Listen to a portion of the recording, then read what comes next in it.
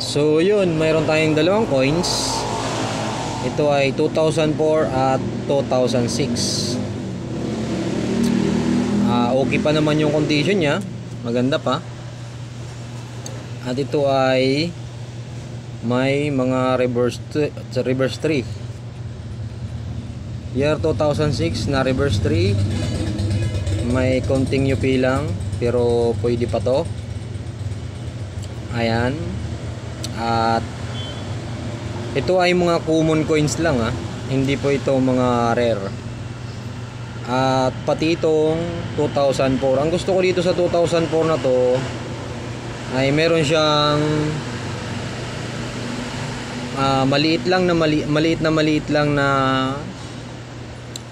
code error dito sa baba ng pangalan ni Jose Rizal. Extra metal error. Ito ay may reverse 3 din. May konting UP din siya sa gilid ng rim. Pero ito ay i-add natin sa collection dahil maganda pa rin naman ang condition. Hindi pa masyadong gas-gas kahit circulated na. Pero may damage na rin yan. At mga common coins lang po ito. So hindi gaya ng ibang coins na ganitong year na sobrang gamit na talaga. Marami ng gas-gas. Kaya ilalagay natin siya sa cardboard coin holder. Yan. Para hindi na masyadong masira. Hindi na siya masyadong magasgas. Itong 2006, ngayon lang uli ako nakakita nito, pero common pa rin po ito. Kaya tinabi ko na para kung sakali ma-piece out na, meron tayong naitatabi na kahit isa lang. Kumapit pa nga.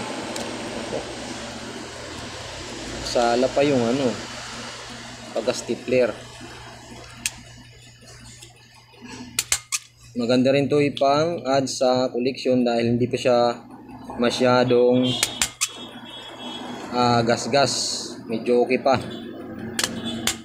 Pero ito po ay mga common pa din, marami ka pa rin itong makikita sa circulation.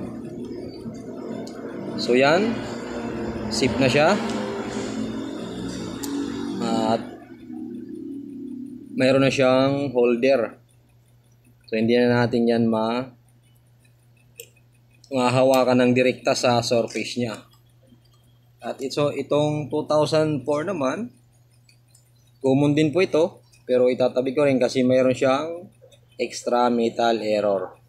Maliit lang na error dito sa may malapit sa gilid ng rim. So yun, sinare ko lang para kung sakali ma-piece out na siya, mayroon tayong naitabi. Ito po ay mga common coins lang po, hindi po ito mga rare.